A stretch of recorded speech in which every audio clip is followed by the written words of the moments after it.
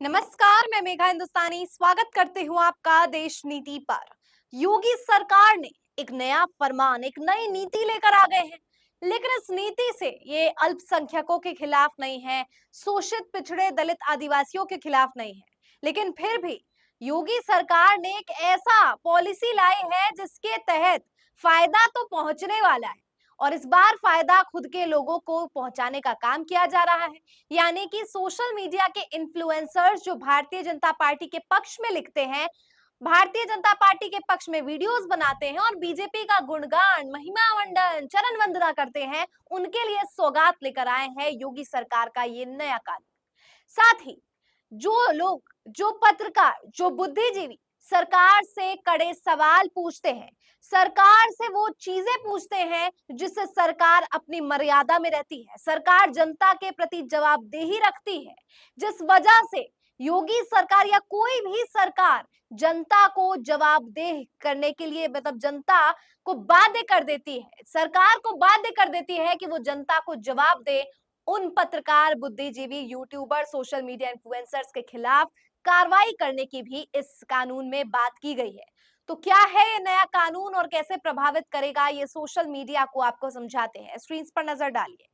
खबर देखिए, अमर उजाला की है, लिखा है सोशल मीडिया पर आपत्तिजनक पोस्ट डाली तो होगी कानूनी कार्रवाई। यूपी कैबिनेट ने डिजिटल मीडिया नीति को दी है मंजूरी, अब मिलेगा सरकारी विज्ञापन। ये डिजिटल मीडिया नीति है जिसके तहत सरकार से जो सवाल पूछेंगे, हालांकि यहाँ पे लिखा है कि आपत्तिजनक पोस्ट, लेकिन हमें पता है कि अगर सरकार इस बात का निर्णय करेगी कि क्या आपत्तिजनक है और क्या सही है, तो अपने पर कटाक्ष कौन ही सहेगा। खासतौर पर बीजेपी, जिसको हमेशा लगता है कि वो सही है, वो तो गलत कभी कर ही नहीं सकते। ऐसे लोग तो कभी भी स्वीकार ही नहीं करेंगे कि उन्होंने कभी कोई गलती की है। लिहाजा अब सोशल मीडिया पर जो लोग भी अपनी स्वतंत्रता के साथ अपने विचार पेश करेंगे, कटाक्ष करेंगे, व्यंग करेंगे, सवाल करेंगे, उनका मुंह बंद करने के लिए अब ये नया कानून डिजिटल मीडिया लॉ लेकर यूपी सरकार आई है। आपको बता दूं कि पहले ये सेंट्रलाइज्ड बिल के रूप में भी लाया गया था, लेकिन इसे स्वीकार नहीं किया गया। मैं कहूं कि सरकार को ऐसा लगा कि आगे आने वाले चुनाव है, उस पर पहले नकेल कस ली जाए और उन चुनावों में पहले फायदा हो जाए। ऐसा ना हो कि चंद्रबाबू नायडू और नीतीश कुमार जो है पीछे हट जाए इस बिल को लेकर, जिसकी वजह से सरकार ही डमाडोल होने की स्थिति बन जाए।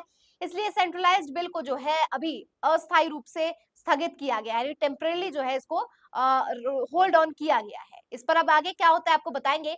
लेकिन यूपी में तो ये डिजिटल मीडिया जो है, डिजिटल मीडिया का नया कानून जो है, इसको कानूनी तौर पर लागू करने की पूरी तैयारी हो चली है।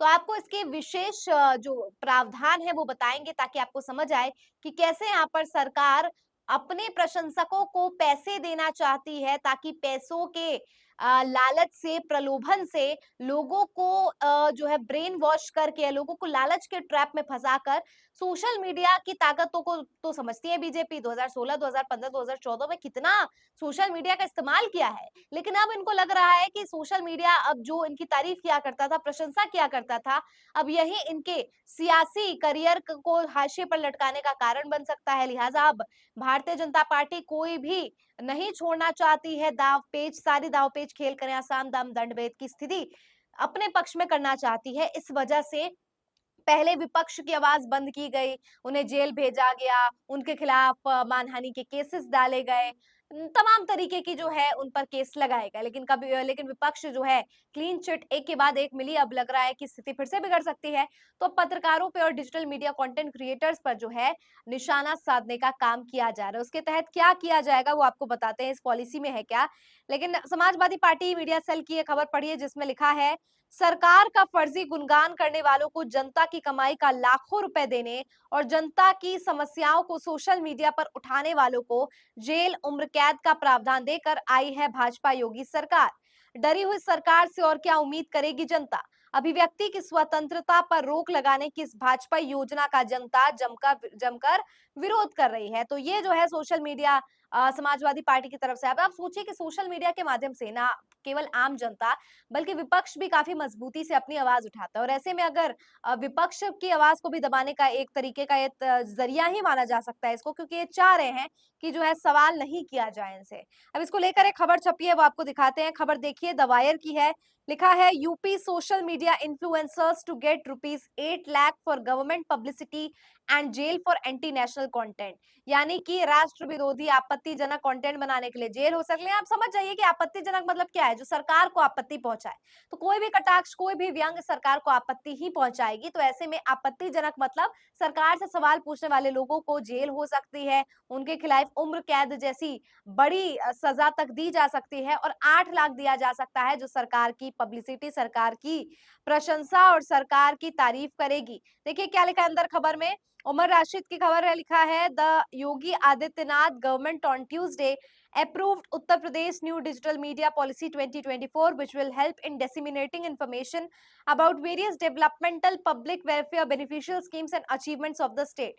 यानी स्टेट की कि राज्य ने क्या क्या हासिल किया है। अब वो चीजें तो आपको बता दी जाएगी कि क्या क्या हासिल किया है, लेकिन कैसे जो नाकामियां रही है सरकार की। अभी आप कह रहे हैं, योगी का एक बड़ा बयान आया और कह रहे हैं कि महिला को जो असुरक्षित करेगा, महिलाओं के खिलाफ जो चीजें करेंगे यानी अपराधियों, उनको यमराज के पास पहुंचा देंगे। लेकिन यहाँ पर दोस्तों इस तरीके की खबर निकल कर आती है जिसमें कभी दलित युवती जो है उनकी लाश टंगी होती है पेड़ से। तो इस तरह-तरह की महिला विरोधी खबर उत्तर प्रदेश से निकल कर आती है। उसको लेकर योगी कोई कार्रवाई नहीं कर रहे हैं, लेकिन अपने ही प्रमोशन के लिए, अपना ही ये दिखाना कि देखो हमने तो बहुत उपलब्धियां हासिल की है, उसके लिए इस तरीके की खबर निकल कर आती है। तो आप समझ सकते हैं कि एक तरफ काम हो नहीं रहा है और दूसरी तरफ डंका पीटना है कि देखो प्रचार में कोई कमी ना रह जाए। जैसे प्रचार में मोदी जी की कोई कमी नहीं रही और इसमें इस बार भी इनके प्रचार में कोई कमी ना रह जाए, बस इस बात की जो है, इस बात को सुनिश्चित करने की यहाँ पे पूरी की पूरी तैयारी चल रही है। अब इसके अंदर का मैं आपको प्रावधान जरूर बता दूं कि इसके अंदर कौन-कौन से प्रावधान है, जिससे ये समझा जा सकता है कि ये कैसे नकेल कसने जैसा है, आवाज बंद करने जैसा है, स्वतंत्रता, अभिव्यक्ति की आजादी पर करारा प्रहार है। तो मिंट की खबर देखिए, लिखा है as per the new policy, influencers will be paid for creating content, videos, tweets, posts, videos, and reels that promote the welfare schemes and achievements of the state government. It states that influencers on X, Facebook, and Instagram will be paid maximum of 5 lakh, 4 lakh, and 3 lakh per month respectively. 5 lakh, 4 lakh और 3 लाख जैसी भारी रकम उन लोगों को मिलेगी जो योगी सरकार का प्रचार उत्तर प्रदेश में करेंगे। YouTube influencers will have different payment caps depending on the type of content they produce। YouTuber को अलग तरीके की पेमेंट होगी, जिस तरीके का वो कंटेंट बना रहे हैं उस हिसाब से। Content creators who produce YouTube videos will be eligible for payment up to 8 lakh per महीने। पैसे मिल सकते हैं यूट्यूबर्स को जो योगी आदित्यनाथ का प्रचार करिए। अब उसमें क्या सच है क्या झूठ है वो नहीं, आपको बस प्रचार करना है, चाहे वो झूठ हो सच हो, बस आपको फैलाते जाना है। ये काम करेंगे अगर आप सरकार का, तो उसके लिए आपको पैसे दिए जाएंगे। आगे लिखा है meanwhile the influencers who create short films, podcast and other types of content will be paid up to 7 lakh, 6 lakh, 4 lakh। Podcast वालों को भी पैसे भरपूर मिल रहे हैं, पिक्चर बनाएंगे तो और मिलेंगे, कंटेंट बनाएंगे और तरीका का तो और मिलेंगे। कहने का मतलब है कि यहाँ पर लालच के माध्यम से आप जो है लोगों को जागरूक करने का काम करेंगे। लेकिन आपको दोस्तों मैं आपको बता दूं कि बीजेपी कितनी भी अपनी चालबाजी कर ले, लोग झांसे में नहीं आने वाले। क्योंकि 2014, 2015, 2016 आपने पूरा प्रयास किया था कि लोगों को जो है ट्रैप कर ले और काफी हद तक आपने कर भी लिया था। लेकिन एक व्यक्ति जो होता है उसकी आंखों में जो पट्टी होती है वो कभी ना कभी खुलती है और जब उसको वो पट्टी खुलती है ना तो उसको साफ तौर पर दिखता है कि क्या हो रहा है क्या नहीं हो रहा है। और एक बार फिर से जनता जो आप एक बार फिर से क्या, आपने तो कितनी बार मूर्ख बनाया है, लोगों का विश्वास जीता है तोड़ा है, विश्वास जीता है तोड़ा। तो प्रिटेंड करने वाली चीजें, आपको दिखावा करने वाली लोग जो है इन चीजों से उब चुके हैं।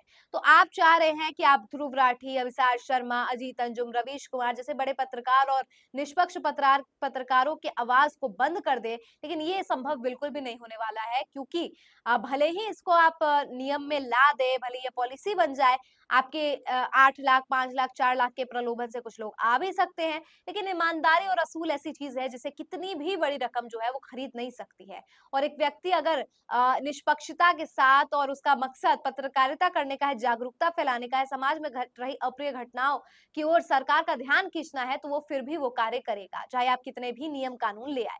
लेकिन एक बात तो तय है कि योगी सरकार इतनी ज्यादा परेशान है और उनकी परेशानी इस तरीके से अभिव्यक्त हो रही है कि उन्हें इस प्रकार के कानून लेकर आने पड़ रहे हैं।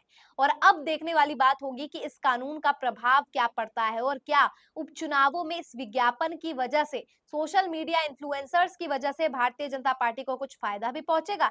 ये महज बिल आया, बिल पास हुआ, बिल चला गया, इस तरीके का बनकर रह जाएगा। क्या लगता है आपको इस पूरी खबर पर? कमेंट सेक्शन के जरिए मुझ तक पहुंचाइए। फिलहाल मुझे दीजिए इजाजत और देखते रहिए देश नीति। धन्यवाद।